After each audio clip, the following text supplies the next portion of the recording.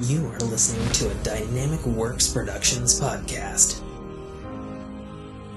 This show is available on iTunes, Stitcher Radio Network, and many, many more podcast services around the world. You can find all our content, music, videos, books, podcasts, and more on our website, www.dynamicworksproductions.com. Have questions, comments, or concerns for us? Head on over to the social tab on www.dynamicworksproductions.com if you'd like to talk to us.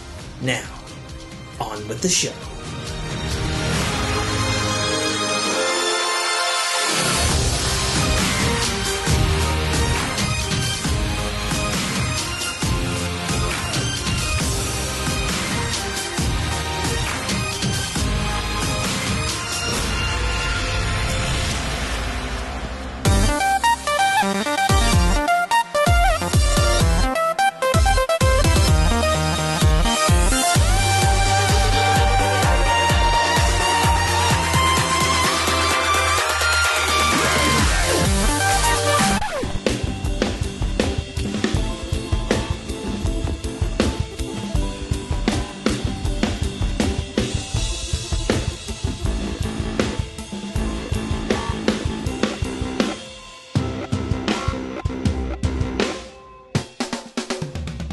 The ring has been spun. It's already games. Take it away at the start of RNGcast when you guys are ready. Oh, we don't do intros anymore, Tim. We just go right into the. We're very conversational anymore. We don't do the ladies and gentlemen of the RNG Revolution intro anymore. By the way, my dog is chewing on my goddamn hand.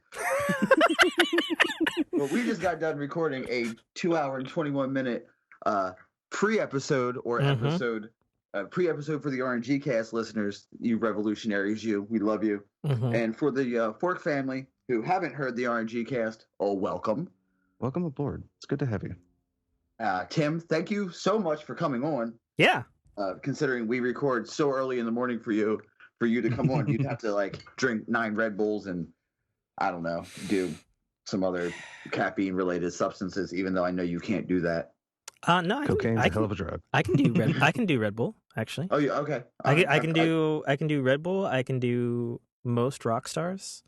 Oh, okay. Yeah, I know you had dietary restrictions, so. Well, I can't do high fructose corn syrup. And they took the high fructose corn syrup out of Red Bull and Rockstar about a year and a half ago. So nice. Yeah.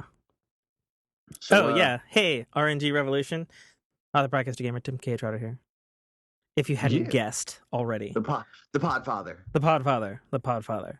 sounding less excited because we've already been recording for many hours at this point. So far today, Des and I have recorded for 2 hours and probably about 45 minutes because we had an episode that we had recorded for you. And guess what happened? Surprise, surprise! Skype fucked us. Yes. So he let his Podfather know, and I was like, "Yo, bro. What can I do? I got your back. We got to record our fork. You want to wambocombo this? Let's get it done. Let's get your show out, brother. Butter? There you go. I said it. I said it so terribly with so many D's and B's. Words are so hard. Words are so hard today. Yeah. I've been stumbling over my words all day. It's so hilarious because we just had a huge segment on Fork talking about writing. Right? And we are the shittest at speaking. No, right? Now, Tim, which also, I will break away in true RNG style. I do appreciate your comment on my vocabulary, or your comment, because I know you just kind of threw it out there, but I took it as a compliment on you saying I actually had a fairly large vocabulary. So I appreciate that. Well, despite being, and I don't think I've ever actually gotten our age difference, but having I'm 34, 35, you're not that somewhere much. in there. You just sound older, I guess, because you've got that deep, silky, sultry voice. You're not much older than me then. So, but anyway, we're only got a 4-year difference, buddy. No, I said that because I think in this day and age, particularly America has just lost the ability to read and have a vocabulary. And perhaps coming from a high point of being an author and all that sort of stuff, I think that's still like super important because, you know, everything we do requires reading at some point and a understanding of words.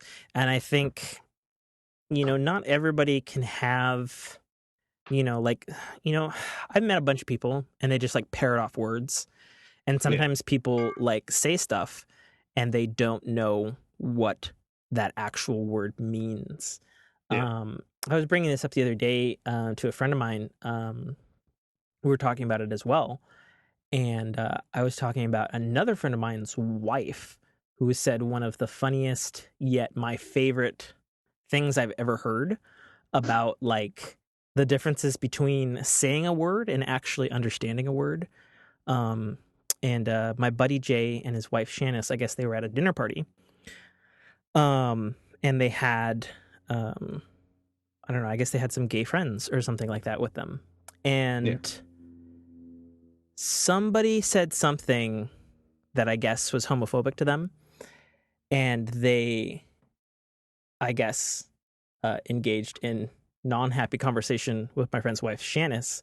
It's like, oh my gosh, like, why are you so homophobic?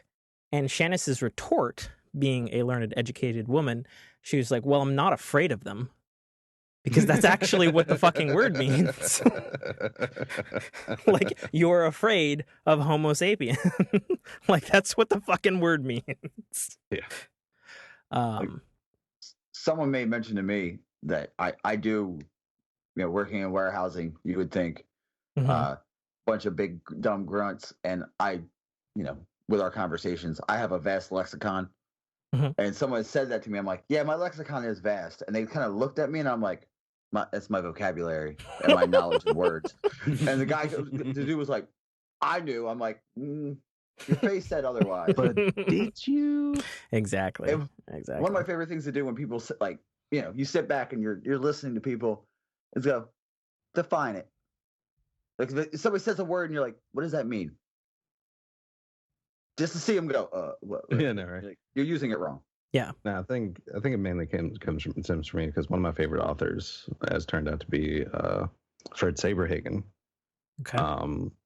One of the things he used to like write articles for the Encyclopedia Britannica. So I mean, yeah, he smart man, new words, new things, and pretty much might be also the source of the Death Star. Because some of his science fiction novels because he started on science fiction on a series called The Berserkers. And he had giant planet-sized machines that could shoot energy to destroy a planet. Yeah. Huh. That sounds familiar. But yeah, words mean shit. Figure it out, right? Society. And that was this week in words. Yeah, right. And now, Des, we want to reel it into games. Yeah, we're real. You know, we're good at going on tangents, and I'm really good at pulling them back in.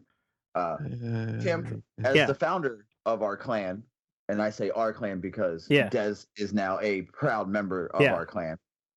I'm a wraith. Yeah, we're all wraiths here.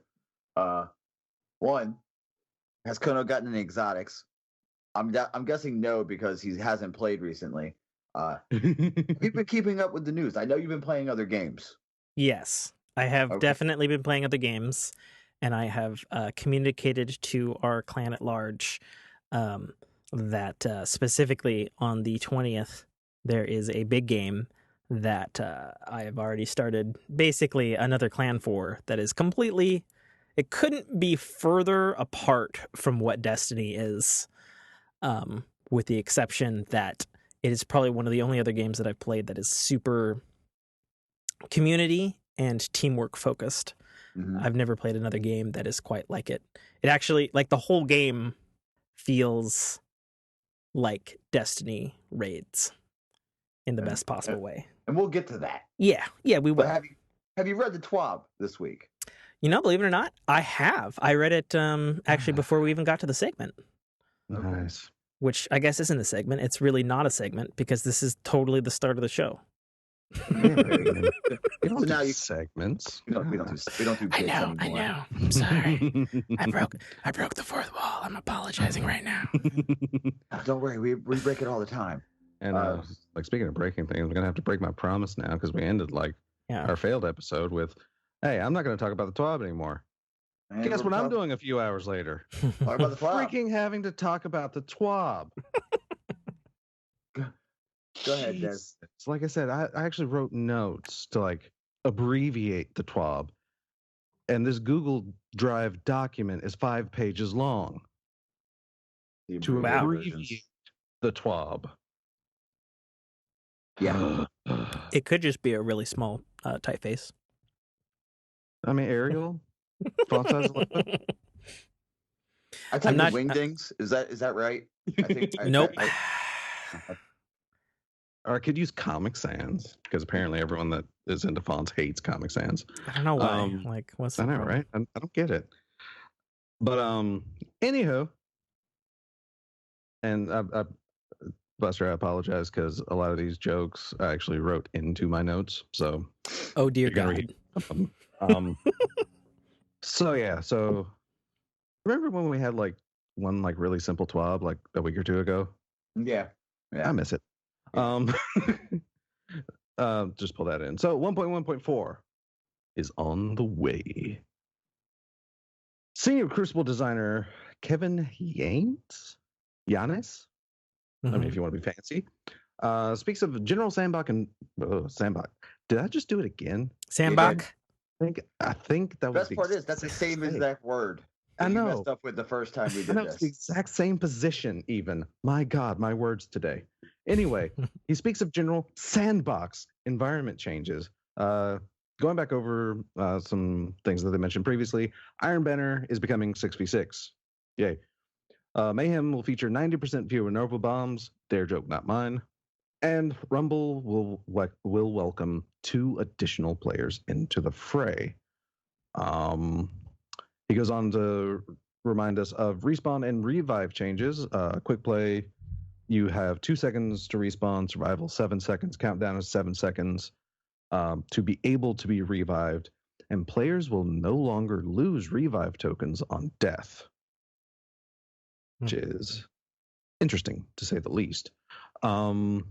Power ammo respawn timers will be reduced. Iron Banner by 50, they will be like twice as fat or half as fat. Anyway, 50% reduction in time. Quick play is a 30% reduction. Survival is a 40% reduction. And countdown is a 25% reduction.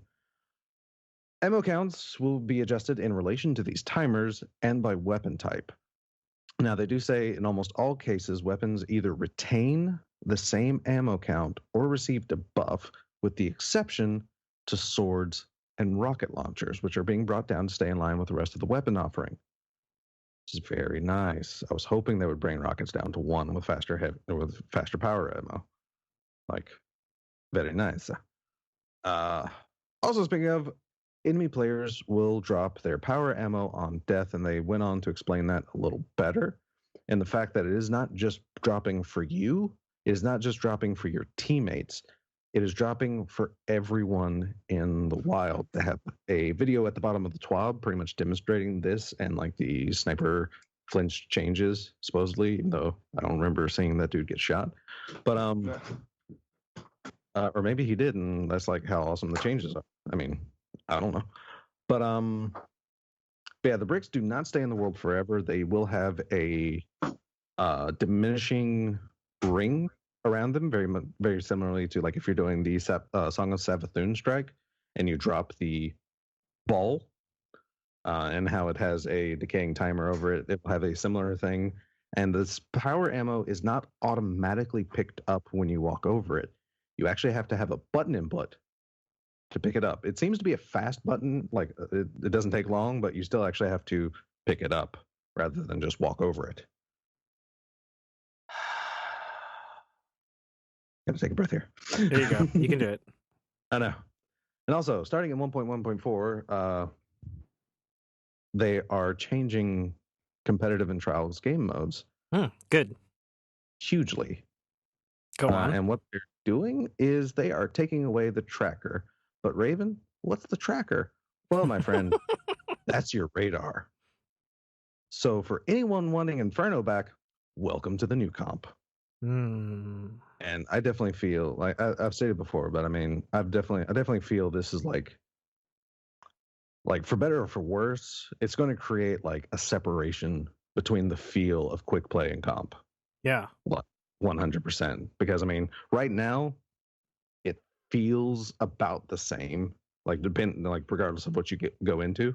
Yeah. But with this, it's going to create, like I said, for better or worse, it's going to create gameplay differences. I mean, sweet.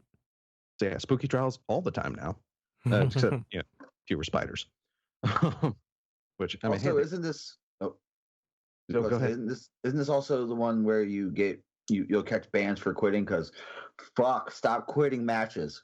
Well, that might be the. Actually, I can't remember when that's coming, but it might be here. But they don't mention it in this TWAB. But then again, we still have like 2.5 weeks. True. So that is it for the general environmental changes within the Crucible. Okay.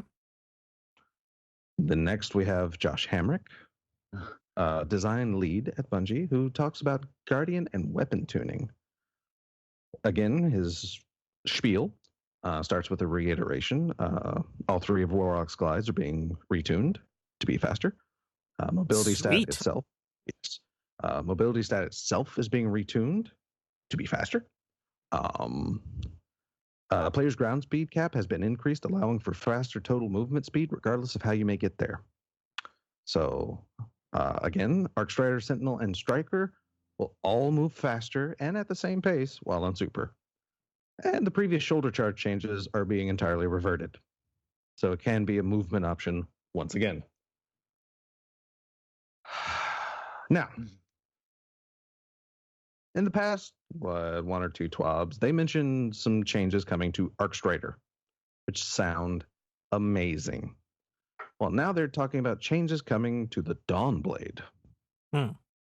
In general, throwing a sword is going to be taking less energy, and they say it is basically going to end up giving you an extra sword to throw per super. How many are we at now? I don't remember.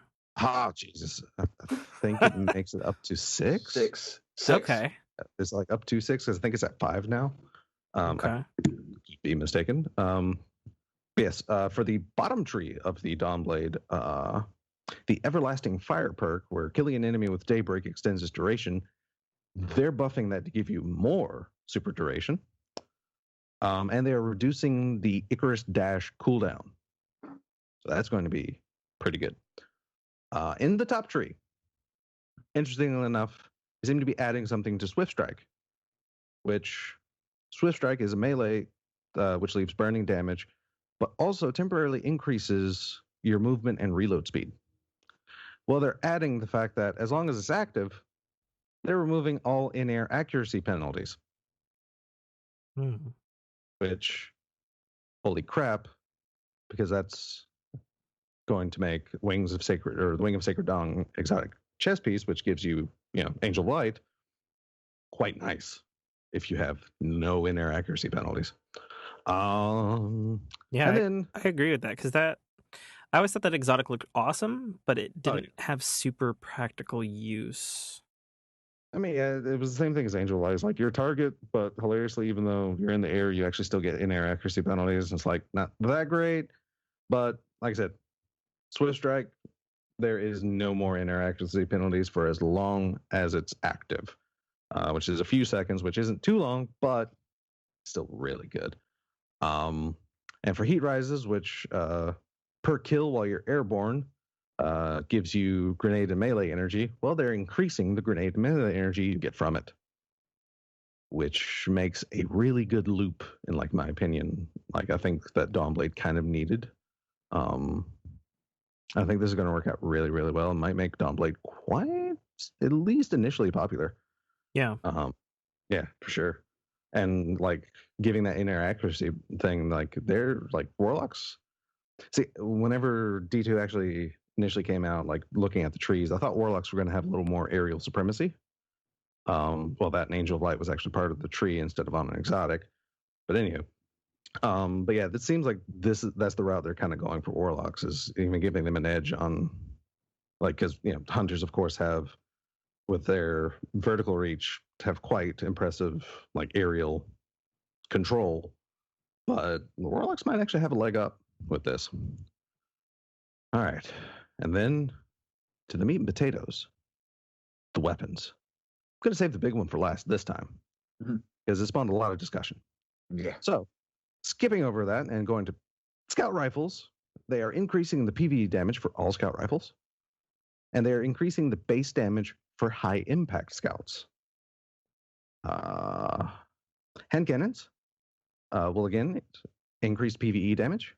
They are increasing the precision multiplier for precision hand cannons, which is the new archetype that they added for Curse of Osiris. Will they still be awful? Who knows? Increased hipfire accuracy and increased ADS accuracy for consoles. They're specifically doing this for consoles. What I'm hoping is that they're bringing like the PC behavior of hand cannons basically to consoles, which will be very, very, very, very nice. Sidearms, again, increased all PvE damage and just in general, increasing hipfire and ADS accuracy, increasing inventory size, which will allow you to hold more reserve ammo.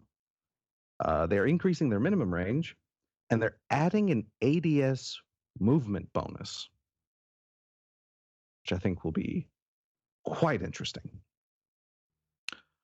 SMGs will, of course, have increased PvE damage. They are setting the optics for SMGs to 1.3 times zoom. And according to Reddit, the base SMG zoom right now is 1.25. So it's a little further, which actually turns out to be a buff, because even though it kind of obscures your view a little more, it actually creates a more narrow cone for your optimal range kills. Yeah. So you'll be able to hit headshots a little easier. Linear fusion rifles increase PvE damage for all linear fusion rifles, all 4 of them. That's the 3rd time I've said that joke. Increased precision multiplier, increased aim assist, and reduced flinch multiplier. Shotguns increased PvE damage for all shotguns, increased inventory size, and increasing aim assist for Suros precision shotguns. That's like a tongue twister right there. Holy crap. Anyway, sniper rifles. Increased PvE damage for all sniper rifles. Increased precision multiplier. Increased aim assist. And increased inventory size. Grenade launcher. No damage buff. Not even for PvE. But they are increasing the blast radius. And assault rifles. And yes, I'm saying this again because this is literally how they wrote it in the TWAB, is assault rifles. But then they correct themselves because they're decreasing range and aim assist stats for precision autos. Base damage will not be changed. So this is your origin story, your Uriels, your Jiangxis, prosecutors, blah, positive outlook. Positive outlook. Blah, blah, blah. They're pulling in its range a little bit and decreasing its aim assist. Now to the big changes, like to the huge changes of the Go Fast update. Pulse rifles. Much like a large percentage of these weapons, they are increasing PvE damage for all pulse rifles. Then they're doing a lot of stuff, and they are hitting every archetype of pulse rifles. Your high impact archetype, which includes your Machina Day 4, your Legal Action 2 from more recent sources, your Relentless, Disrespectful Stare, 3 Graves, blah, blah. They are increasing the rate of fire, and they are increasing base damage. For adaptive, which is the very next archetype up, which holds the Jorum's Claw, hint, hint, wink, wink, buy one. Eternal Slumber, Impromptu, Inaugural Dress, Cadenza, blah, blah, blah. Again, increased rate of fire and increased base damage, but they're decreasing the precision damage and keeping precision damage around the same as it is right now. So they're putting most of the buff into body shots. Though because they're increasing rate of fire, it is an overall damage increase for even precision because it will be firing faster. Lightweight, which is the same listed RPM as Vigilance Wing. It holds Nightshade, Nurgle, Infinite Paths, things like that, are getting an increased precision multiplier. So no base damage, but it will still kill faster, potentially, anyway. And then Rapid Fire is just getting a base damage increase, which that's your, I guess right now, most popular Lincoln Green, Autumn Wind, Time Worn Spire, Darkest Before, and Heart of Time.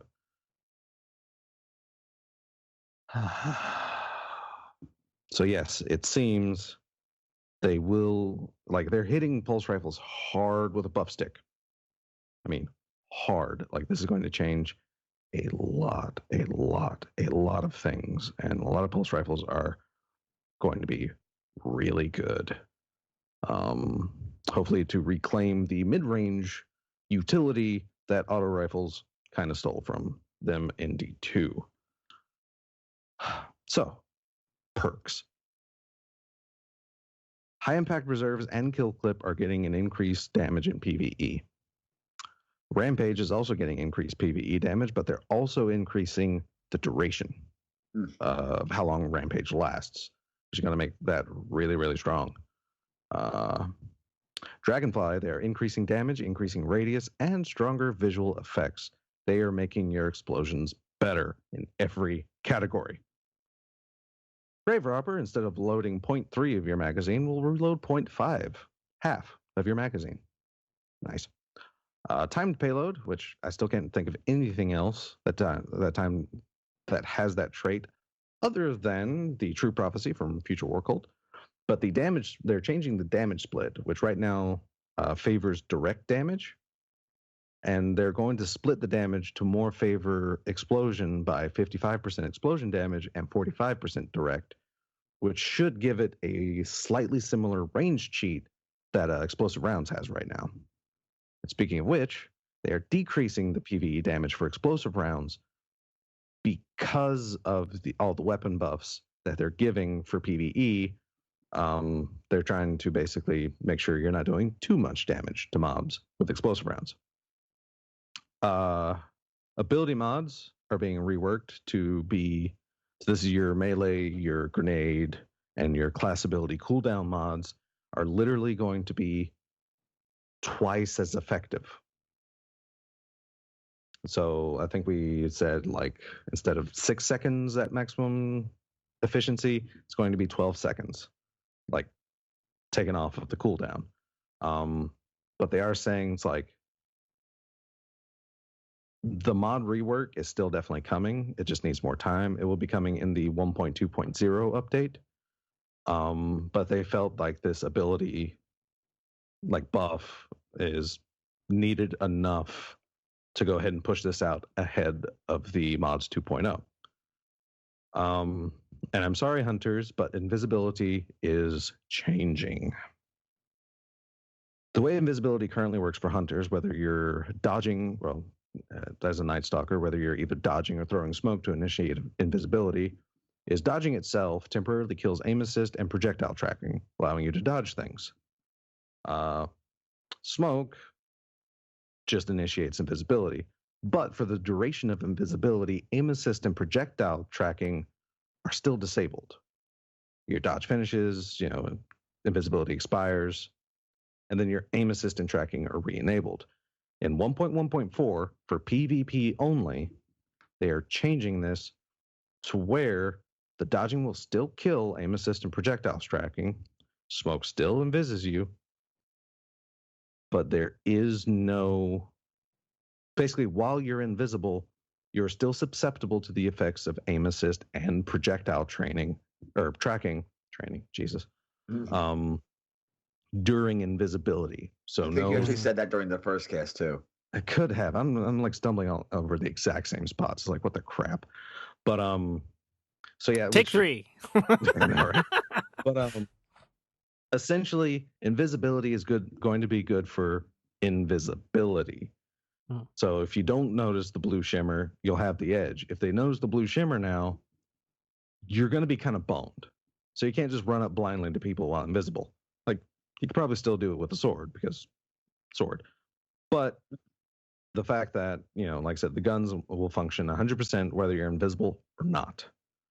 But again, nothing changes for PvE except for the fact that for both types of invisibility, you will have an additional second of invisibility.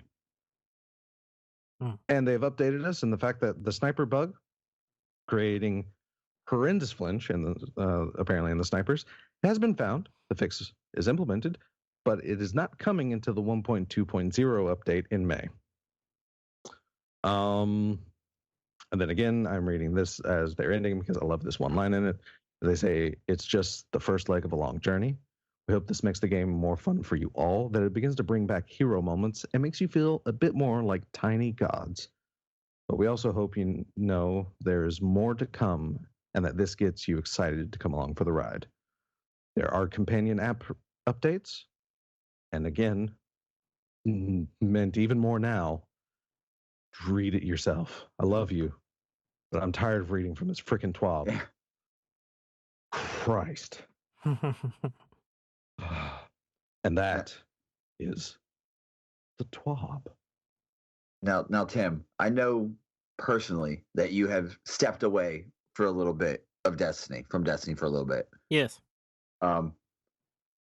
Does this wet your whistle a little bit, or are you waiting for the big drop in May to come back? I'm not only asking as a host, but I'm asking as someone who plays Destiny and would like people to play with. Yeah, Geekity. I understand. And I would definitely like to do the raid layer with you and Danfinity, because that just sounds like a blast. And Des too. And Des. I'm sorry for forgetting the thing. I think the boost to the mod, like you were talking about on the abilities, I think that could potentially be super helpful. I think making Dawnblade not the Stormcaller from Taken King is a step in the right direction. That's for sure. Because it's very cool. I still attest that Dawnblade should have fucking self-res. And I realize they're not going to put self-res in, but I just want self-res back, to be honest. I mean, it's because it's, there's no other, yes, adding the rifts does give you support abilities as a warlock to other, your other Destiny classes. And, Titan's got his bubble, and Nightshade's got his tethers, and or helping everybody be invisible, right? Mm-hmm. But I think at the end of the day, besides buffing the attack or multiple attacks that you can do with Dawnblade, I think self-res needs to come back. I think, it should even be, and I don't know if it's so weird because I'm going to say this. I don't even necessarily agree with what I'm about to say here on, I think it should, but it's an option, I think, with the way D2 plays. It should be an option in the Dawnblade tree. Do you want self-res, or do you want to shoot fire swords at people? You know, it should be an option there. Because on one hand, because that's why I say I don't agree, it'd be fucking rad if you could self-res and blow people up. That, just cool. Like Phoenix rising from the ashes, and now my vengeance, Dark Phoenix style. That would be cool. But probably OP unless you nerfed the actual Dawnblade part of it. Because then you could just have a team of warlocks, particularly in Crucible, and then go down and then come up and just fucking Shrek, because you'd have no defense against that necessarily. I think, the changes that they're doing to pulse rifles and scout rifles, it seems interesting. In my experience, having, been with Destiny since day one, and, formerly did a Destiny podcast with Mike and all that sort of jazz. Sometimes their intentions on, their patch fixes or their update log or the TWAB, as you guys are referring to it, sometimes they don't always work. as intended, and it affects other things in the Destiny game. Sure. As we all know from, my personal favorite / hated case is the Vex Mythoclast, which was one of my favorite weapons until, I guess the way it was designed fucked with the code base or whatever, because it was this weird hybrid weapon and it didn't really work with what they had coded. And so other shit got fucked up. Well, not just that, but also their unintentional fixes made a monster in Thorn. Yeah, that's true. And let's not forget, more recently, when Curse of Osiris came out, we had Promethean Lens being the most OP thing Destiny has ever seen. Right? It was pretty bad for a while. But at the same time, I did like that they're like, fuck it. Everybody gets it. Go nuts in PvP until we fix it. Yeah, they definitely owned up to that one. So, I think more strongly about Destiny 2 specifically that they need to go the way of some other games. And I think that they need to fucking just separate the stats between PvP and PvE. And they need to just get it over with. They need to just rip the Band-Aid off, let it bleed out, let people complain, all that sort of stuff. Because at the end of the day, you still have guns that work better in PvE than they do in PvP. Right? I mean, am I wrong here? Well, I mean, that's going to be in every game, though, isn't it?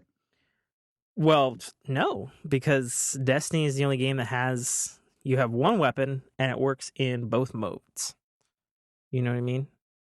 Because if you were to look at it from, say, another video game standpoint, like the single player is balanced differently in a Call of Duty than it is in the PvP. Yeah, but also historically, like, weapons still functioned and roughly damaged the same even in Halo. Well, that's true, going back on Bungie, but in Halo, you have a weapon pool, and it's static. Yeah, for sure. Like, this is definitely, well, I mean, in D2, we have a static pool. Well, it's static for a time, and then more things are added, and then there's a new static. Well, but I'm saying it's like, the difference in D1 and the balancing and things becoming better and such. Not only because this actually, come to think of it, this is actually like a pretty big like pull back to kind of Halo. The fact that literally everything, every weapon that they craft functions identically in places now. I mean, there's the Antiope you get. It's shooting. There's no like separation from it. I mean, it's working in PvE. It's working in PvP. I mean, I don't know where I was going with this. It was somewhere. I'm not sure either. I've lost it now. Okay. Because what I think what you're trying to say, Des, is with the static rolls on weapons, it makes it very easy for them to tune one weapon as opposed to the entire set like they used to do in Destiny 1. Now if they go, oh well, the Antiope is outclassing the other subs in the kinetic slot, we can bring up the new city, or we can bring up the Atlanta, Yeah, sure, we can go with that. So I guess answering your question, Buster, I think it sounds good on paper. In actual practice, we'll see. And as far as wetting my whistle, PvP has not engendered me to the Destiny 2 experience as much as Destiny 1 was for me. I like some things in PvP better than D1. I like some things worse than D1 in PvP. But what I want as a Destiny player is I want content. I want story content. And as anybody who's heard me talk about Destiny knows, it was my understanding from multiple sources and Kotaku and all this stuff that Curse of Osiris was going to be the biggest fucking thing since the Death Star. And it wasn't. And what was there was awesome. But it was so small. It was so small. I mean, it was Dark Below all over again. I mean, I would argue that it's much better than Dark Below. No, I'm saying, like, what was there was good for the content, but it was just very, very small in the end. Like, even the raid, the actual what they listed as a raid was very, very small. Like, but compared to be fair, on the smallness of the raid, they at least were upfront. Like, this is raid layer. This is for people who's got 30, 45 minutes. Oh yeah, for sure. Like, and I was like, that's cool. Now. Yeah, do that then. So, and yeah, for sure. Like, this raid layer also hilariously is highly comparable to Crota and like kind of build and such. I mean, I still feel it's a little better, but definitely length, right? Oh yeah, for sure. I mean, but like you said, like they actually owned up to it this time. It's like, all right, we're not going to be able to give you a full raid, but here's this raid like thing that we can give you. Yeah. Here's a raid light. Yeah, a diet raid, if you will. For sure. Yeah. So honestly, I think the raid layer is more fun than Leviathan anyway. I mean, I never finished the raid layer, so I can't attest to that, but I can attest the 3 times that I attempted to run it, I did have more fun in it than the Leviathan as a whole. I mean, I appreciated what the Leviathan did. Sure, me too. Like the fact, like, with what's it called, the Gauntlet. Yeah, they basically made the platforming segment an actual encounter. I thought was really good, but still, I kind of like the raid layer better. Yeah. So what you're saying is the meat more than the words will bring you back.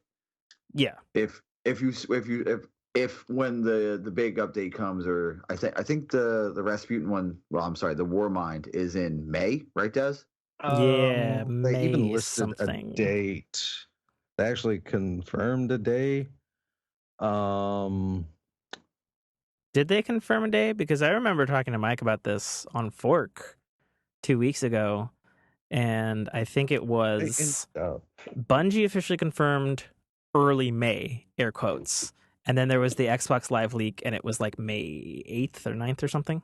Yeah. Something like that, right? I mean, I'm sure Google would probably tell you. In May. Yeah, I'm trying to find it. I at one point in time found it before. I thought, could be wrong, but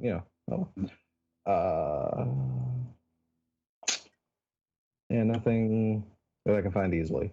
Well, what I'm saying is that'll be what mainly probably brings you back, because you did mention to me earlier, and because I think I said, hey, you want to run some Iron Banner today? And you said, yeah, I don't like Iron Banner. Yeah, I've never liked Iron Banner. Sorry. Sure. I mean, I like what it represents. It just doesn't do it for me. It never did it for me in D1, and it certainly never did it for me in D2. Yeah. I think I texted you because you texted me early about this, because like, yeah, let's do Iron Banana, and I was like, I don't touch it. I don't do Iron Banana. You're like, no, I'm not gonna do that.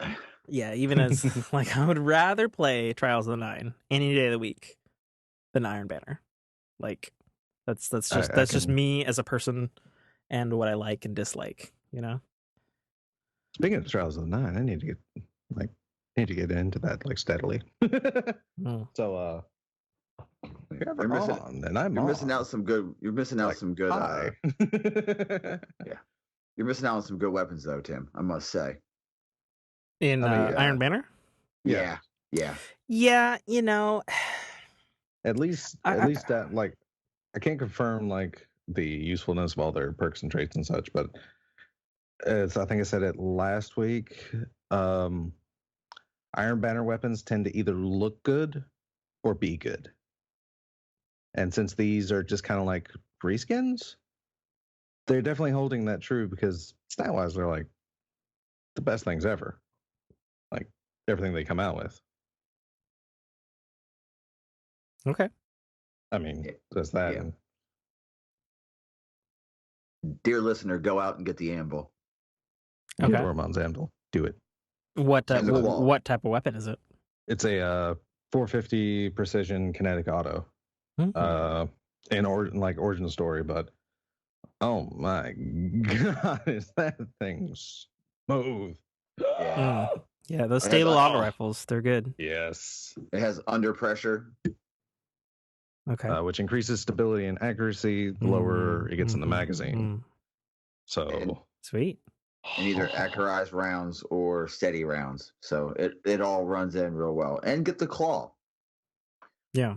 Yeah, claw's a little more optional because there are, like you mentioned, the cadenza, which is actually a really good runner-up for the claw. At least from what I can see. Might contradict my words for my recommendations before, but actually ended up accidentally deleting that. Fantastic. But still working on like a more in-depth like recommendation thing as well. So, but yeah. The cadenza is quite nice. And I mean, since there's 3 of us here and we're all race, I mean, we could, after, Saturday nights, run at least a couple trials cards as a, I mean, it's all doable, right, Tim? Under normal non-betas going on weekends, I would say yes. Okay, well that's fine. Betas are short-lived, sir. I'm aware of this. I know what you're playing. The one I'm talking about ends fucking Sunday morning at 2 a.m. for some ungodly unknown reason, which is super weird. Interesting. But yeah, no, I'd actually like to talk about that since I didn't get to talk about it on Fork. Yeah, for sure. No, I'm bringing it right into it right now. Fantastic. I was going to ask you, Tim. You hinted to it. What are you playing?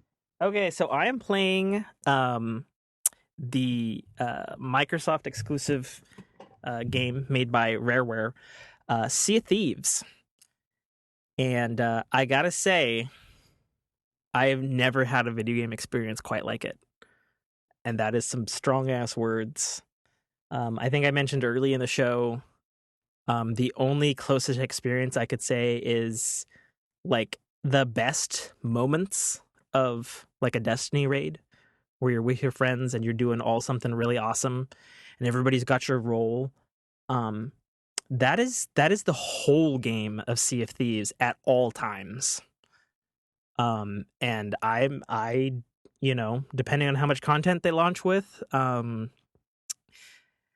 Destiny's next expansion better have like a big old fat dick to bring me back, because Sea of Thieves has hooked so deeply into my soul, and it's just so fucking good.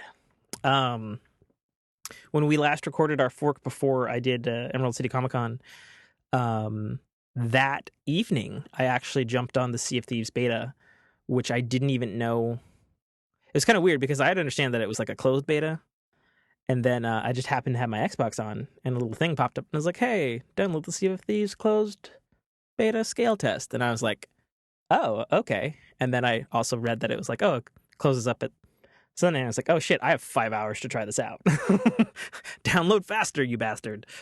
So it was really weird at first. So I tried it out, and so to explain Sea of Thieves succinctly, it is a pirate simulator where every other pirate you meet in the seas is a real player. So I guess in that sense, it's instanced or massively multiplayer, or sort of tailored, much like a patrol area in Destiny would be. The difference being is that person might fucking kill you and take your loot because it's all about being a pirate on these seas. And unlike, say, probably the best pirate game to date, Assassin's Creed 4 Black Flag, where it's still very Assassin's Creedy, there's no HUD, or at least there's very minimal HUD. You have a health bar, and if you get close enough to a particular object, you have an interact button. It's first person.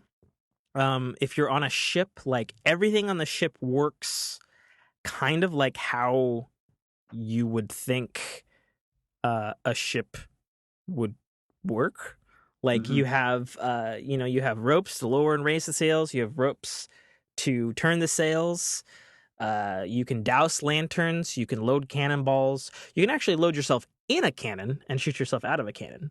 Because while it is very pirate simulation-y, it's also a rare game. Makers of Banjo-Kazooie and Conker's Bad Fur Day and creators of Donkey Kong.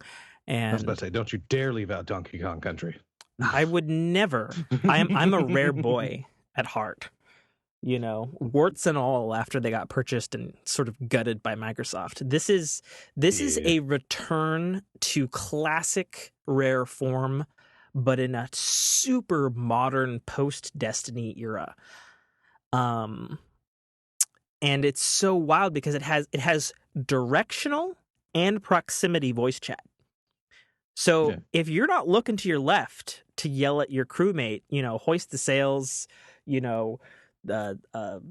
freaking Man of War is on the port, he's not gonna fucking hear you. You got to look at him in the game, which creates this weird. The only other time I've seen it is in PlayStation VR on Star Trek Bridge Crew, where you're in VR and you look at the person and you're talking to them. But this is first person, non-VR on a controller. And it's wild. It's so wild because it's like, oh, there's like a storm. Oh, you got to move the sails. Everybody's got to do their thing. People can get drunk and puke on each other, which obscures your vision, or you can catch it in a bucket and then throw that puke back at them. Like, it has such these weird, goofy, British rare touch and charm to it. Oh yeah, that sounds like some Conker stuff right there. It's so miraculous, and it has this wonderful, rare, Pixar-ish like the ocean looks hyper realistic and super detailed. One of the most beautiful oceans I've ever seen in a video game. But everything else in the world has this lovingly kind of realistic Pixar light kind of aesthetic. And it's so wild. Like you have pirate guns and stuff like blunderbusses and stuff like that, but you don't have any aiming reticules. It's just like you hold it up and you ADS, but there's no, it is what it is on the gun. You don't have any sort of like reticules or, any of that sort of thing. It's all iron sights? It's not even that. You don't even have that. It's just you pull it up and you hope for the best. Nice. Really. It's just so it's wonderful. Like so to describe my experience at first, I fired it up and I fired it up solo because I was like, okay, I want to get a hang of the controls and get a feel. And I will admit, kind of much like Destiny right at first, it's not so great solo. It's not so great solo. It is definitely a social experience in the best possible way. I think I played the first beta for about an hour, and I had a tiny little ship, one man. I was hauling a chest off of an island. That's the other thing. So, like, quests, or as they're called in this game, voyages, they work totally different than, like, say, Destiny or any sort of MMO.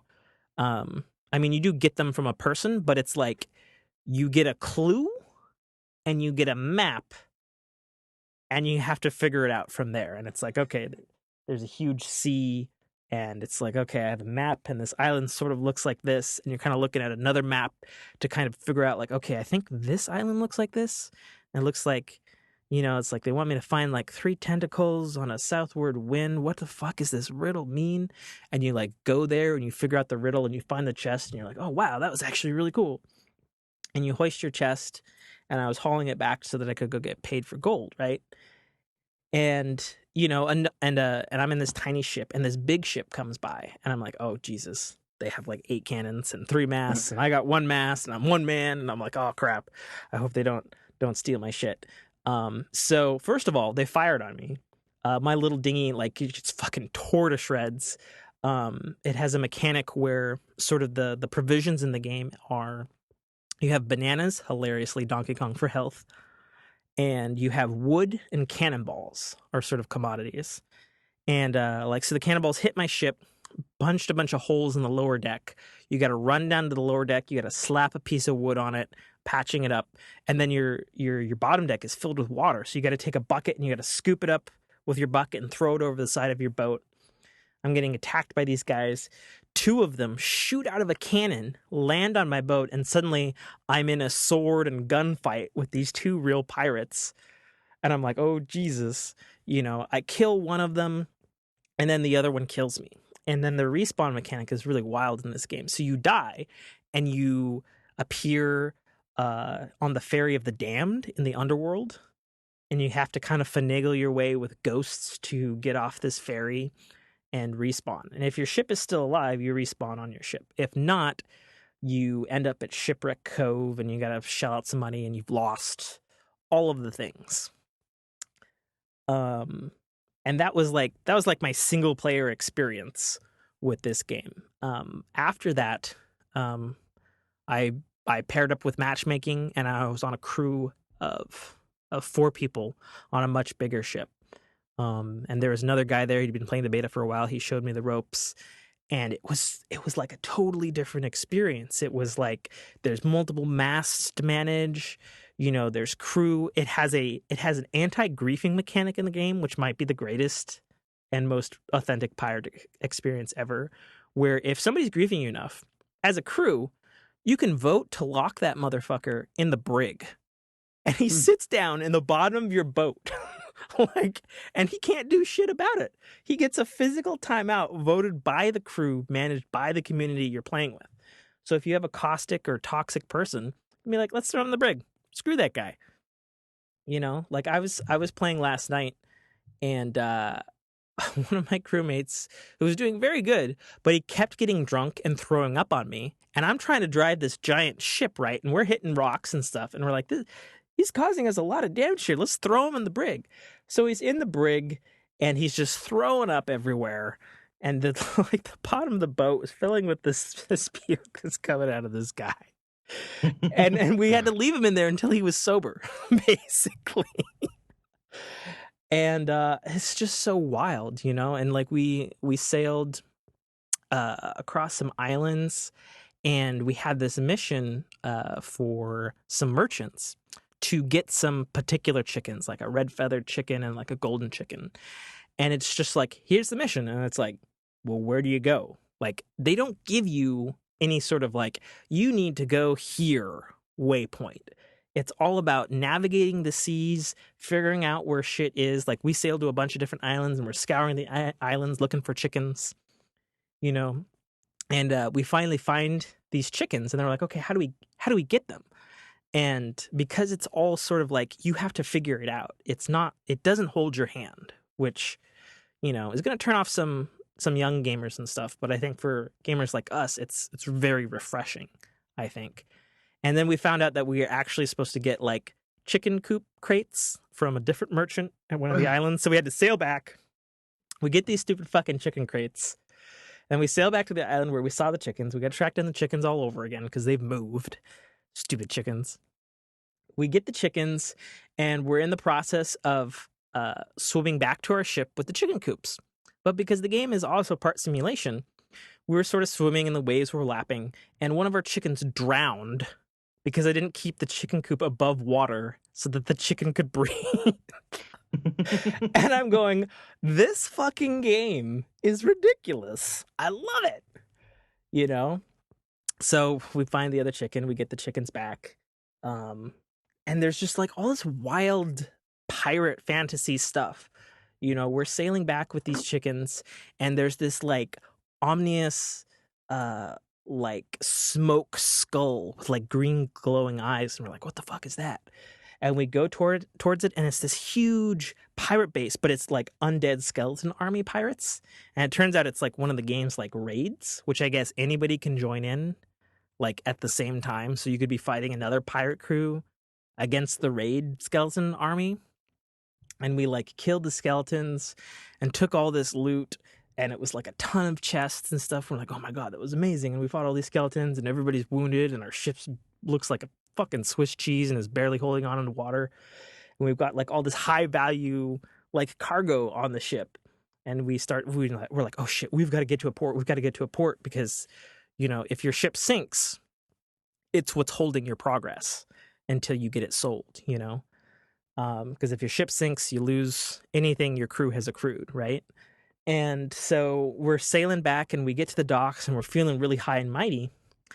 And first of all, we fucked up at getting to the dock. We crashed to the dock. We sprung a bunch of holes in our ship and we were in danger of getting like frickin' sunk, and we would have lost all our loot right in the friggin' harbor.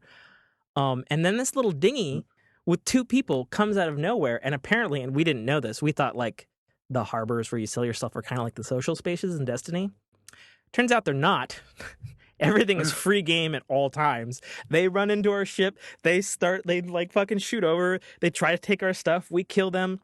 We back out of the harbor and we're chasing their dinghy down and we're fighting against the wind, and they're like a little bit smaller than us.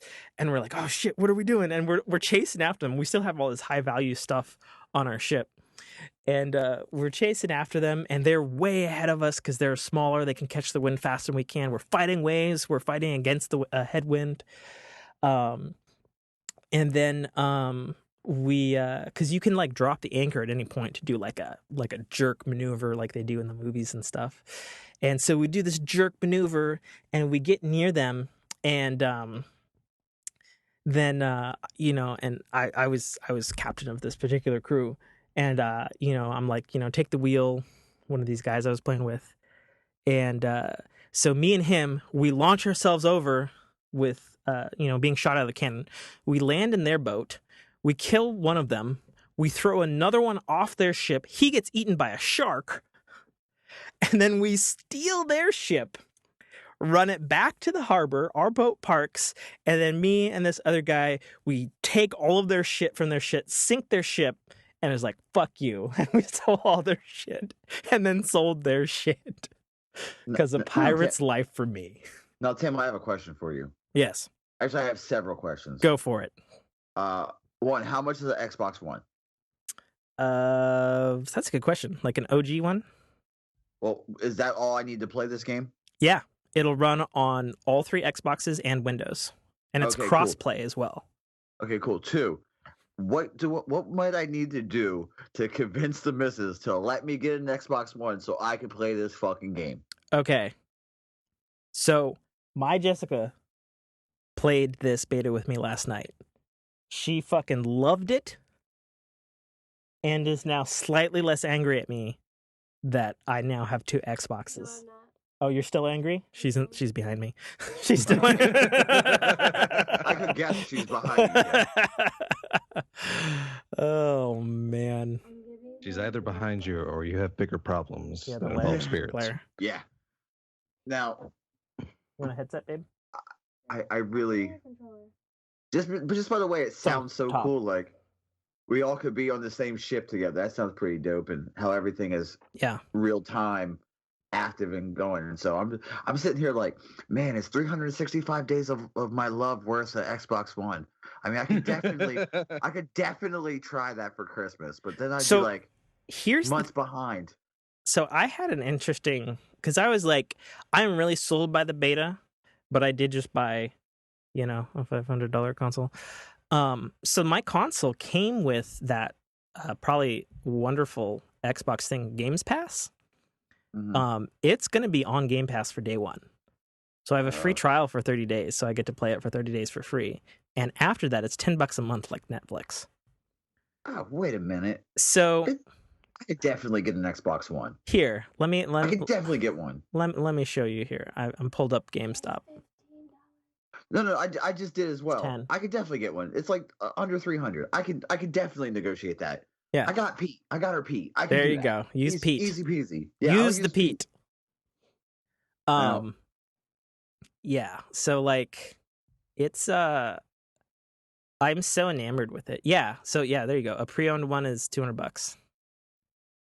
Oh, under 3? I could definitely do that. That's easy peasy. Yep. Yeah. Yep. I mean, you do, just like PSN, you do got to pay for your Xbox Live. Yeah. She doesn't know that. Okay. But that could be like, what is it? What is it a month for Xbox Live? Don't you pay monthly? Is it 7 or 12? I pay $10. She says it's $10 a month if you want to pay monthly. It's like 60 a year. I'm good with that. Yeah, so if you did 20 a month, you get Game Pass. Game Pass is $15. Mine says it's 10, so I don't know what the hell you're talking about. Mine says it's 10. I don't know what she's talking about. This happens all the time on Fork in Your Ear. So I'm so used to it, I don't even trip about it anymore. It's almost like we have Biz back. I know, right? Oh, really? So- Did his girl yell at him a bunch on that? Oh, good lord! They had some of the most epic arguments on cast, and it was amazing. Oh, I see. Normally not arguments, but you know, bring her in. Exactly. So she'd stand there and like the camera, like it was great.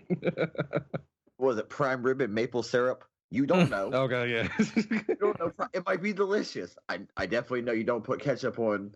What was it? Ketchup on mac and cheese. I won't marry you if you put ketchup on mac and cheese. Yeah, that's my girl for sure. She does that. Oh yeah. She does that disgusting stuff. What? Like things you put ketchup on. What do I put on that's gross?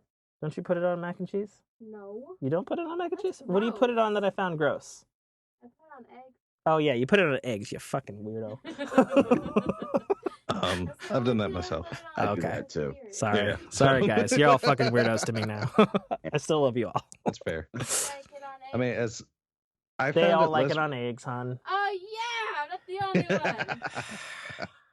only one. Yeah, I found it less weird once I knew a guy that actually used ketchup as a steak sauce.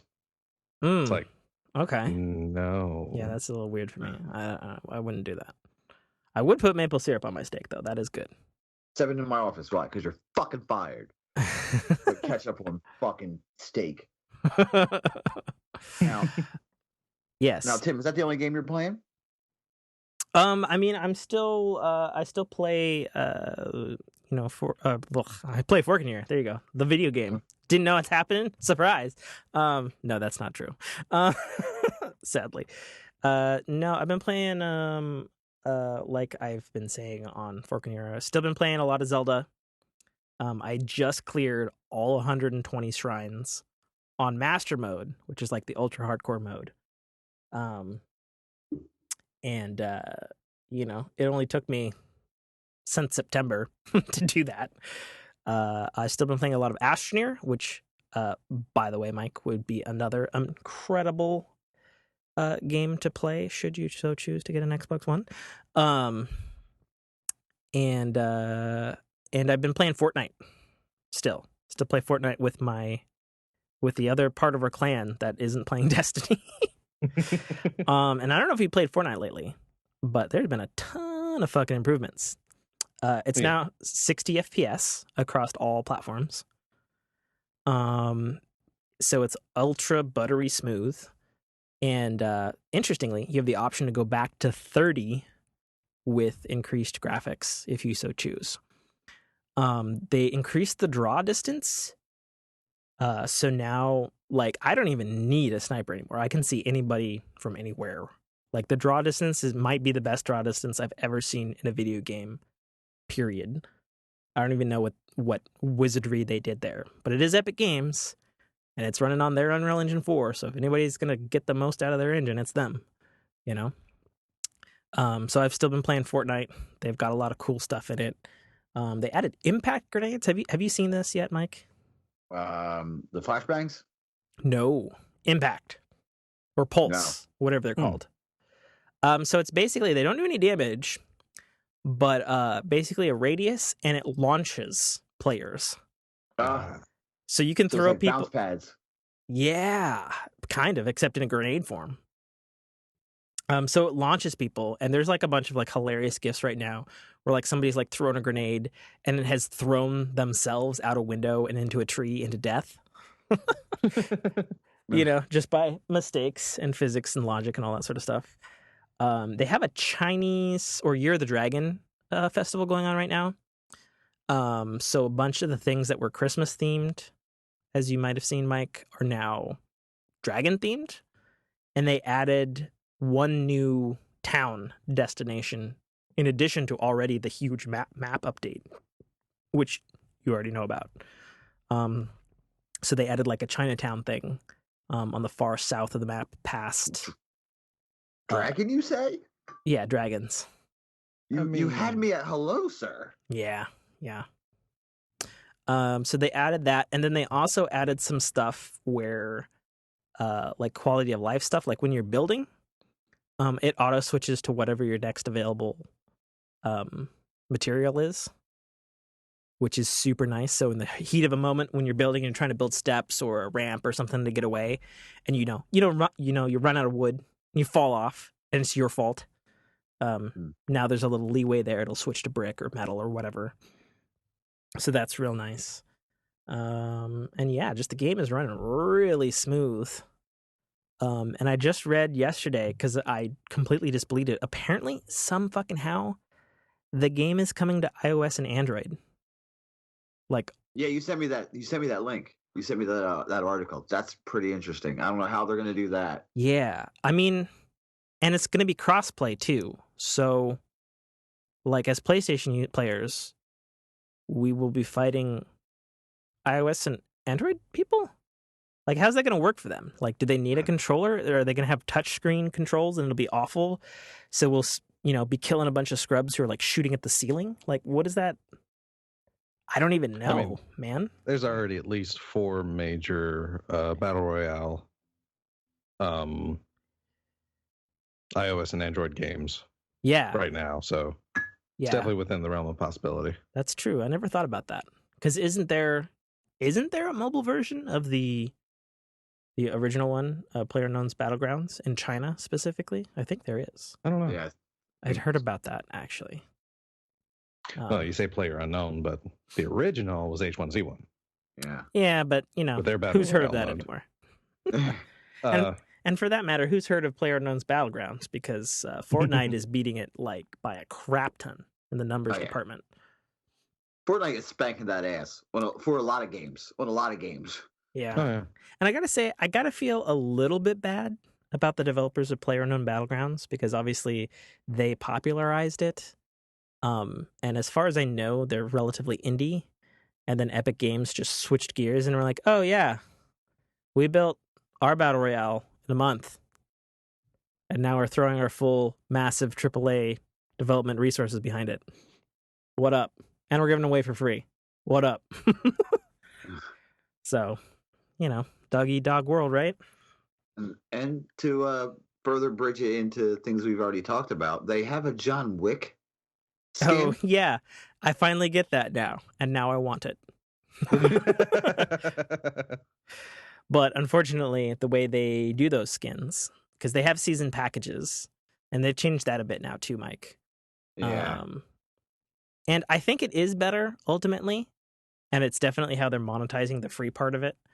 But because I don't think you've played it since they added the new challenge system, have they? Have you? I have. Oh, you have? Yeah, the daily challenges. Yeah. Like submachine gun eliminations, top 12 finishes, and all that. Yeah. Okay. So you know how they've changed that then, right? Yeah. Yeah. I kind of like the new system a lot better, to be honest. Because you've got all your monthly ones, which can feed into your dailies. And they're not so, there's less shitty ones, like the get 50 SMG kills one, which was, let's be honest, you're not killing 50 at anything with that fucking SMG. It just ain't happening. That is for sure. So yeah, still been playing Fortnite. Obviously, that's going to stop in 10 days because it's going to be all about that pirate life. Yeah. For sure. So Des, what have you been playing? Anything? Well, my own story, mimicking again, between spurts of recovering from work and getting in some banner here and there. Last Sunday, I was able to sit the wife down, and she watched as I played through the story mode of Injustice 2. Which, as I've said before, is the best DC movie right now. I haven't played well, that's not true. I've played Injustice 2. I'm not familiar with the story mode of what it is. I know what it is in the first one because I have it, but I believe you. Yeah. Okay, well, Exactly. So I mean, Injustice 2, as I've said before, I think I've mentioned before, it's like, for those that don't know Injustice, it's Joker gets to Superman, drugs him, gets him to kill Lois Lane, which Lois Lane has a detonator within her that sets off a nuclear bomb in Metropolis. So not only does Superman kill the woman he loves, his unborn child, he also nukes his home city. So Superman, instead of like some popular alternate universe versions of Superman that lobotomizes victims, this Superman murdered the Joker and started murdering criminals, forming the regime from the Justice League and ruling the world in an iron grip. No more crime. Batman led the resistance against Superman.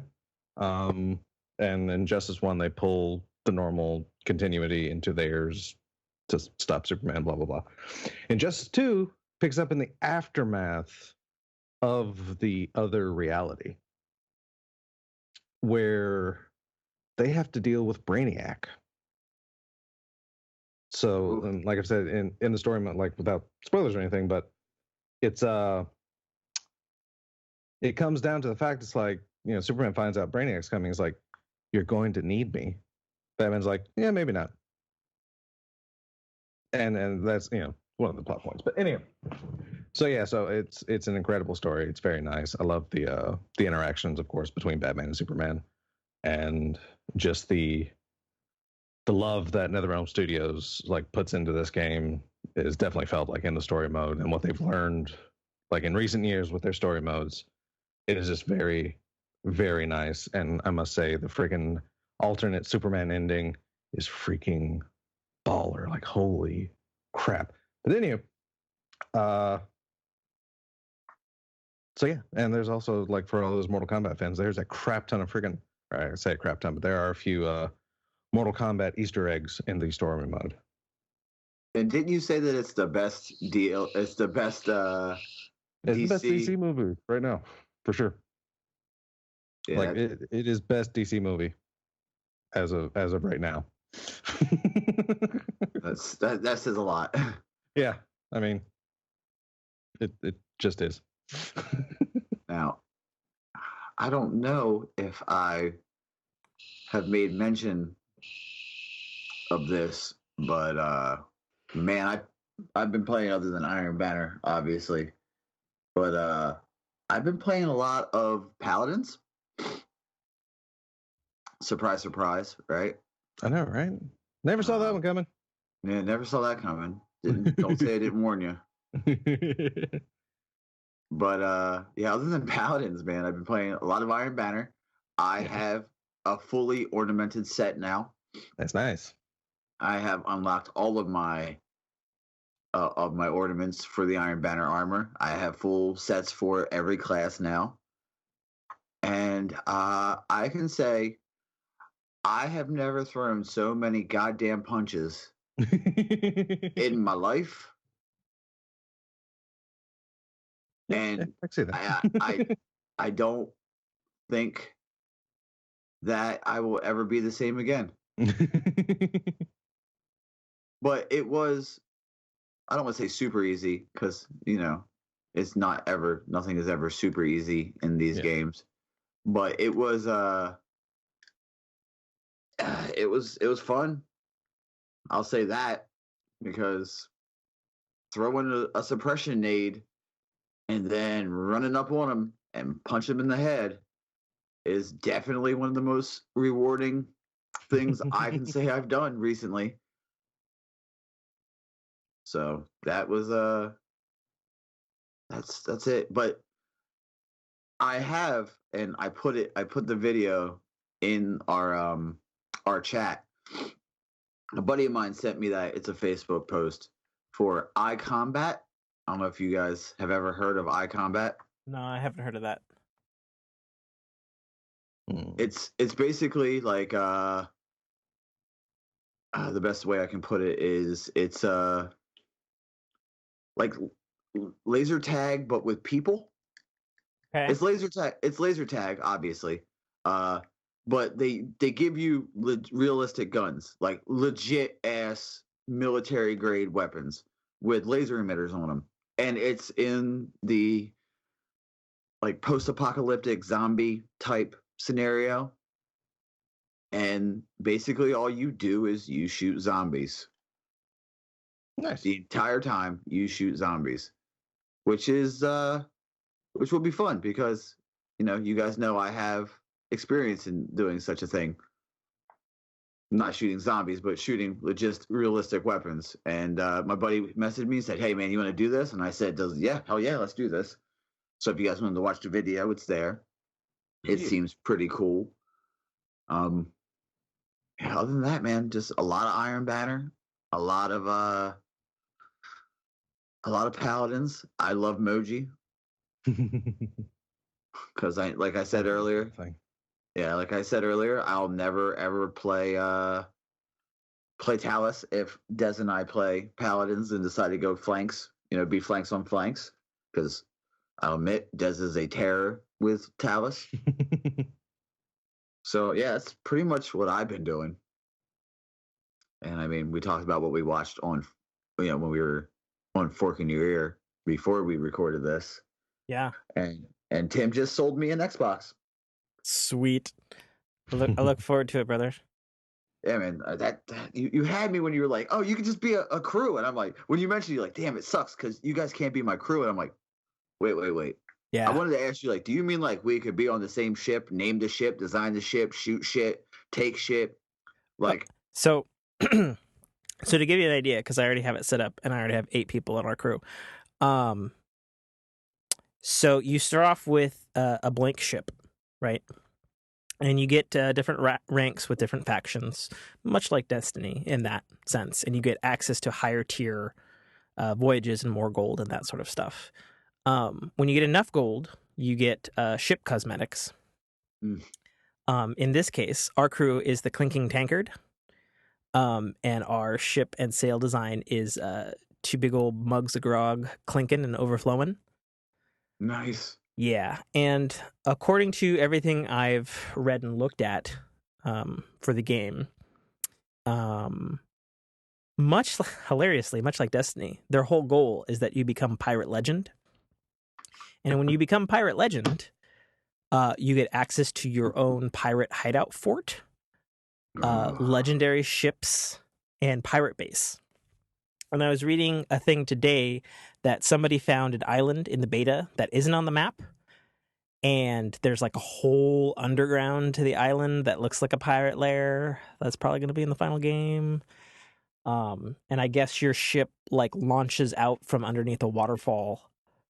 Yeah, it's super dope. Like if you guys don't believe me about these voyages, I have both of my voyages recorded on Twitch. Go to Tim_K.A_Trotter, and you can find these voyages there. It's oh my god, it looks so dope. My only concern about the game, much like any other things, because it does share similarities in terms of Destiny and stuff, is I really hope there will be enough content and stuff. Judging from the beta, it seems like there's going to be a lot, because there's more in this weekend's beta than there was even 2 weeks ago. And obviously it's not the full game, it's still a beta. Full game comes in 10 days, and they are treating it as a live game. And so they will be adding stuff to it monthly. And they even said they have the ability to add things like islands and stuff weekly and not tell anybody. So we could just be cruising around on the ship and be like, "What's that?" Well, I didn't even tell you about the Kraken attacks. So I haven't seen them, but my understanding is the sea turns to black ink, and tentacles come up and try to pull your ship down, and you got to fight the tentacles and stuff. Yeah, so there's like legendary sea creatures and all sorts of shit in the game. And the other thing that I heard on IGN's Xbox podcast was they hinted that the sea that you're playing in the beta might not be the only sea in the game. Like there might be different mystical themed seas. Oh my god. Yeah. Man. thanks for just selling me on an Xbox, Tim. I appreciate it, considering I was like, I'll never play Xbox again after they screwed me the first time. Yeah. And you were like, yeah, hold my beer. Yeah. And just so you know, having played it on Xbox One for the first beta, it runs just fine on the original Xbox One. Just saying. There's not, it still looks beautiful and gorgeous and all that sort of stuff. And also, unlike perhaps Destiny of Yore, it's not going to have any engine issues because it does run on Unreal Engine 4. So there is that as well. Yeah. Really hope you join me, buddy. That would be, oh my goodness. I plan to like rum drink role play this shit. Just saying. Yeah, for those that don't know, let me just tell you about how Tim plays games. He plays games full immersion. Oh yeah, you should tell Des about it, or I guess I could since I'm here. Go ahead, Tim. I think it's best to hear from the person who actually does it. Yeah, so I play a lot of Ashnir on Xbox One. I'm a big fan of it. It's early access. It's a no texture, procedurally generated, kind of like Minecraft meets The Martian kind of game. Yeah, super good multiplayer, tons of fun. And when me and Mike recorded A Fork in Your Ear with Danfinity as our guest, we had a terrible windstorm here in Washington, and we lost power. And I played the game, we recorded our show tethered to my iPhone on battery power, on laptop power. When we finished the show, like 30 seconds before everything died. It was miraculous. I couldn't believe it, let alone that it saved the recording. But that night, the power was still out. I have a generator, so I started a generator, and Ashnir, because it's early access and they have all the shit together, the save is only in the cloud, and obviously I couldn't get it because my internet was down. So I was playing in the cold, wearing nylon pants, wearing my Ashnir's t-shirt, because of course I have a t-shirt, eating a can of beans that I'd heated under a fire with my Xbox and TV powered under generator, basically role-playing The Martian while playing the game. It was actually one of our topics of Fork last week. And I do other weird things on games, like the second Tomb Raider, Rise of the Tomb Raider, takes place in Siberia and it's cold. It came out during the cold season, so I would like open my windows and like freeze myself while I'm playing the game. Yeah. If I get into something, like I go for the 4D experience. Yeah, he told me that, Des, and I was like, okay, cool. So you go real deep real quick. I get it. Okay. That's not weird at all. Ooh. But yeah, so, oh man. Now I'm just trying to be like, how can I say, oh, I had this Xbox One that you didn't know about since we've been together for 5 years. I think you're good. I think you should just, I guess actually I never really explained. So, because allegedly, yeah, the Xbox One X, like, because Jessica had previously been like, as I'm saying this, kind of casually looking over my shoulder at her, was like, I'm going to cut you and don't take it and take it back. And we don't need another Xbox. And I have an Xbox at home already. It's terrible, waste of money. I'll hate you forever kind of thing. Mm-hmm. And so that Thursday, I had set it up because I got off work early and I had set it up before she got here. And then I was waiting for it. And the old Xbox is sitting on my computer desk, which is right behind our couch and TV. Like, anybody could see it. And she goes by it once, twice, 3 times. 3 hours go by. We're watching TV shows. And then I just kind of casually mention, like, hey, whenever you want to do co-op on Xbox, we can do that now. And she's like, what did you do? And then I was like, well, if you haven't seen, I'm not going to say. And then she doesn't even look, and she just says, you bought a fucking Xbox One X, didn't you? And I was like, can you tell it's even there? She's like, no, I didn't even. Is that about right, hon? To be fair, where he has the Xbox, he also has a bunch of other crap surrounding it. Uh-huh. that's also the same color as the Xbox. It's not my fault. Video game consoles are black as shit. So that's in True. my defense. In his defense, that's true. Also, I might just do that. Yeah, you could, man. Hey, what are you playing? I'm playing my pirate game. On what system? I didn't notice I had an Xbox. I found it. No, you didn't. Yeah, I totally did. I found it. You found it in the closet. Pete found it. That's what happened. Pete found it. Don't blame Pete. No, Pete did it. Pete did it. It's gonna be my fucking experience. It's gonna be my excuse. Watch. Fantastic. This is super fantastic. So you think you'll actually do that? Oh, I'm definitely gonna. Yeah, it might not be in the next 10 days. It's gonna happen. Okay. I'm just trying to figure out, like I said, I'm just trying to figure out how I can schmooze my way into be like, hey. I mean, if you got a used one, it would probably have some scratches, so it would sell the legitimacy that your dog found it in the closet. Yeah. Look what P found. Where was it? Outside. Weird, right? Outside. Found it in a duffel bag, and there's a note that said, "To whom finds this Xbox? It's yours." Oh my goodness, so good, so good. I'll figure it out. But yeah, no, there'll be a crew waiting for you, buddy. Oh yeah. Yeah. So Des, we've talked the TWAB. Mm-hmm. We talked the Iron Banner. Mm-hmm. We did weapons. Mm-hmm. We talked games that we played. Mm-hmm. Indeed. And games we're playing. News. And news of games. Oh, there was one other thing about news of games, which will affect you and me since we are Switch owners. Mike. Are you talking about Smash Brothers? Goddamn right I'm talking about Smash Brothers, announced for the Switch. I was going to bring up Smash Brothers, by the way. Like we've been playing a lot of Zelda. Yep. Beat all the Sacred Beasts. We only have 6 awesome. shrines left to find, and then we're going to fight Ganon. Like you've done almost 120 of them already, you mean? Or there's only 6 shrine quests left, so I'm pretty sure we got to look and find them. Well, not everything is associated with a shrine quest. Yeah, I know. That's what I told her. Yeah. And I was like, there's like 120 of them. She's like, oh, okay. I think that's what she wants to do. I think she wants to go fight Ganon like fully powered. Okay. Which I'm like, it's going to be super easy. And she's like, yeah it'll be super easy. But then she's like, well, what am I going to do after that? I'm like, there's DLC.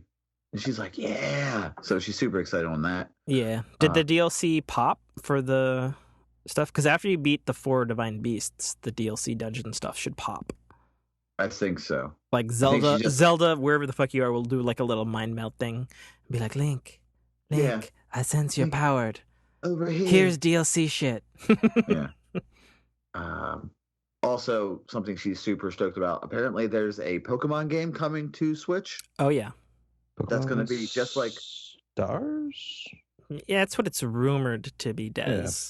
But it's also rumored that it's going to be a full cold reboot and that it won't be turn-based anymore and will be real-time. Just these are rumors, of course. I don't know. Yeah, I don't know how I feel about it being real-time. I'm just saying rumors. No. I get it. I understand. I'm just saying it could be that's definitely going to get got. Let's put it that way. Yeah. Because, the missus plays a shit ton of Pokemon on her DS. So see, I didn't know that. I had only heard from you that she was big into the mobile Zelda games, and so Breath of the Wild being on Switch, a hybrid home / handheld console, that was her first like true 3D Zelda. Yeah. No, she plays a lot of. She does have the DS, and she plays a lot of Pokemon. I got her Sun. No, I got her Moon for Christmas 2 years ago. Yeah, you could just throw any sort of like Moon. Hot coffee tamale. Insert a word plus Pokemon, and it's probably a game somewhere. Yeah. So, Des, for episode 93 -2, do we have anything left? Because I know we've been recording for almost 4 hours now, plus the 2 hours we recorded now. Do we have anything else to say? Other than we've almost had 2 years of this podcast. Holy shit. Thank you guys so much for listening. It's a fantastic milestone, dude. Congrats. Yeah. The Podfather is proud of you. Oh, no, I need to say that more officially. The Podfather is proud of you. That was terrible mafia type voice. Bad. It was so awful. It was terrible. Thanks, man. I appreciate it. I mean, you pretty much infected me with the podcast bug, so in a weird way, it's like it's kind of your fault, but I kind of thank you for it. But I'll accept the blame for that. Sure. Obviously, thanks to the heart, every listener, but Laz, Gorilla, yeah, Burning, as we've said before, has his own freaking channel for the freaking deals he's able to dig up somehow. Yeah, so Tim, tell everybody where they can find you, buddy. Okay, well, you can find me and Mike's other show, the Fork in Your Ear podcast, at www.dynamicworksproductions.com. There's a little badge icon there and a little funky dude getting stabbed in the ear with a fork, the bright ass red beard and blue hair. It's a weird logo, but that's what it is. You can click on it and download our show there. It's available on all podcast services that you could find the RNG on. Me and Mike share the same distribution network on Libsyn, so that's wherever all fine podcasts are not sold, as I'm fond of saying.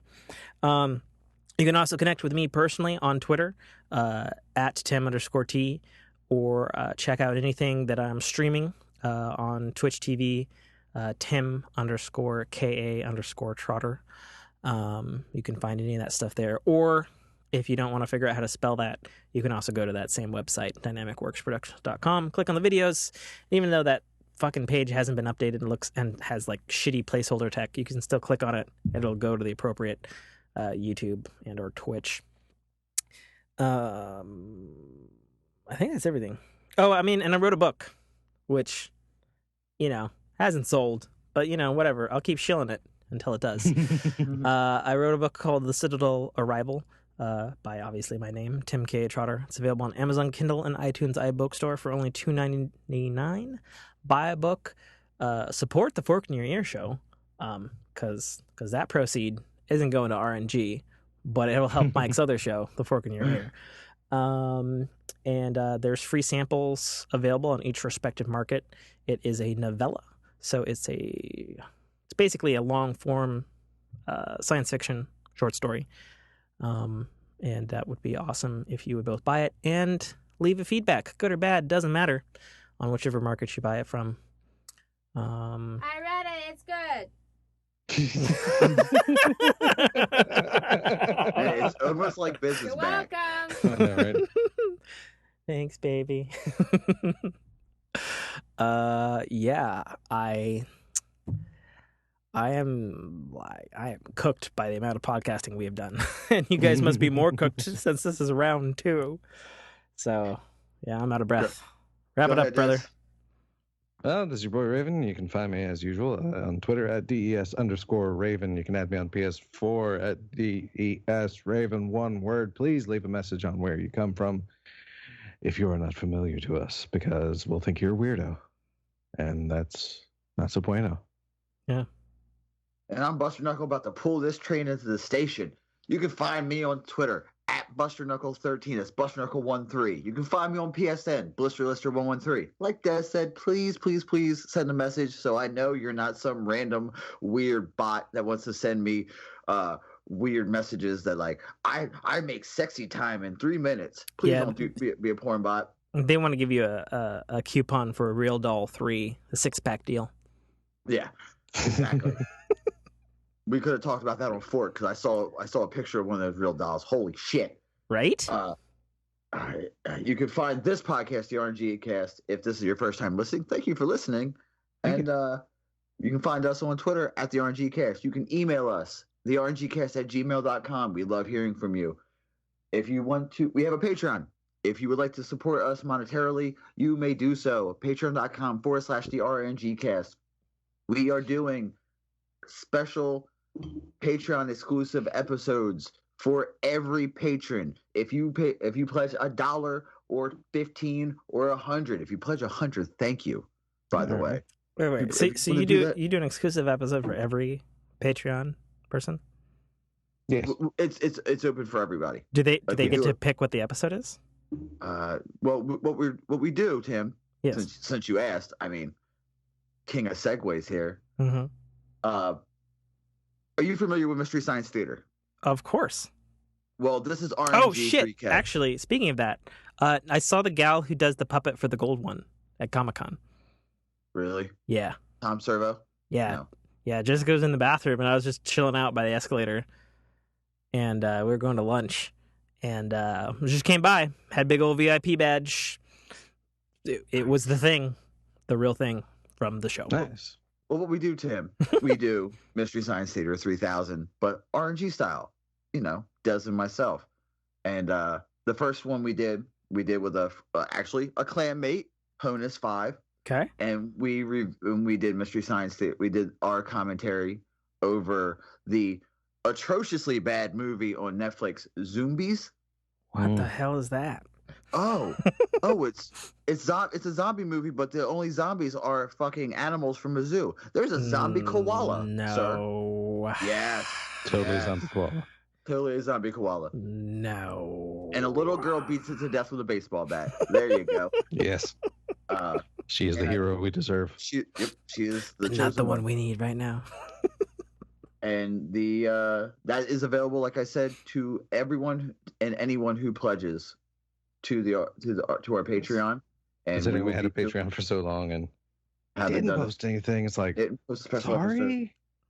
But once again, does the user get to choose the movie you Mystery Science Theater? We probably should do that. Well, Lazarus, our good friend Lazarus, did recommend us one. Mike already had one in mind. 4? Oh, I dropped my government a lot in this episode. Let me tell you. Holy shit! But yeah. So there was an idea already for one, and to kind of give us a break from the awfulness of Zombies, because the movie we were recommended is done by the exact same studio that did Zombies. Yeah. So, oh dear. Which is also the great studio that has brought you pretty much every one of the Sharknado movies. Oh dear God. Yeah. So but yes, the option to suggest movies or even suggest entirely content exclusive videos is available for the Patreons. We are your slaves in that manner. That's good, because I was pushing that so hard, because I'll throw you guys $1 fucking right now if you guys do the My Little Pony movie. Go ahead. Go ahead. See, listen to us talk about this shit movie, Tim, because guess what's coming next? I'll drop the ball right now. Des, are you okay with this?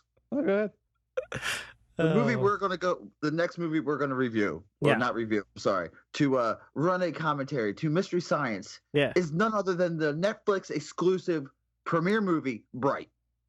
Oh, nice. One Des Raven has never seen Bright. Okay. Yep. I've not seen it, and I'm still avoiding it for the genuine reaction over commentary. Yeah. That's how it started on Fork. I don't know if you know this, Des, but Mike, in the beginning of the year, Mike, we started recording early, and he was like the last 40 minutes of Bright. And then suddenly, like almost every other episode, we've been doing commentaries on shit. And we were going to do one with Danfinity, but I was on laptop power and tethered to my phone, and I couldn't Netflix at the same time. So we still have to do that one with Danfinity, by the way, The Mike. difference, though, Tim, between the commentary we do on Fork and the commentary we Mystery Science Theater, our RNGcast style, is we're like dropping knowledge and being very, very nice about the movie. We shredded Zombies. It was like a roast of Zombies, okay?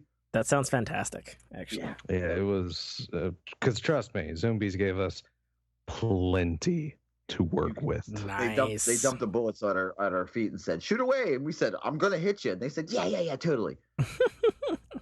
Also, awesome. Another little bit that Des and I have discussed. If you are a patron during our maybe second anniversary as a podcast, you might get something a chance to get something exclusive. Exclusive offerings. for Patreon people. Again, I hate shilling us out like that, but trust me, That's it's fine. dope. You got to shill. If I had a choice of what to shill, whether it's a corporation or a bunch of dedicated listeners, I will take the dedicated listeners to shill to. Yeah. I agree. I agree with Dez 100%. And that being said, this is episode 93 of the RNG cast. Holy God, thank you, Jesus. 6 hours of podcasting in one day. We're out. Later, man. Get forked. See you all next week. Shazammed. Thank you for listening to a Dynamic Works production podcast. You can find our podcast at www.dynamicworksproductions.com. Feel free to email us at dynamicworks@mac.com.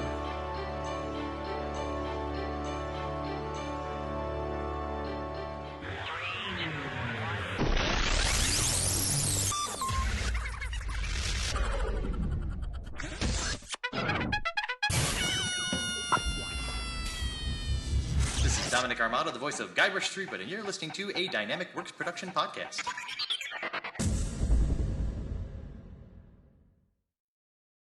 The Citadel, Arrival, is the first installment in a series of epic science fiction short stories reminiscent of the Pulp Fiction style. It's a fast-paced story that will take you through twists and turns that you will not expect, until they are thrust upon you with all the force, excitement, and chaos of a plasma cannon blast. The story follows Katarl, a nobody cog in the working wheels of a futuristic society run completely by Megacorp, a corporation that carefully runs and manages the lives of the people living under its sphere of power. On one of Katarl's few and far between days off from work, an outing he had hoped would be fun and relaxing turns into an explosive adventure that drags him kicking and screaming into situations and challenges that will make him question every aspect of his life. Watch this colorful tapestry unfurl as Katarl and his newfound allies find their way through this classic, yet oddly surprising tale of good and evil, where nothing is quite what it appears to be. That's The Citadel, Arrival by author Tim K.A. Trotter, available right now on Amazon Kindle Store and iTunes iBookstore for only $2.99.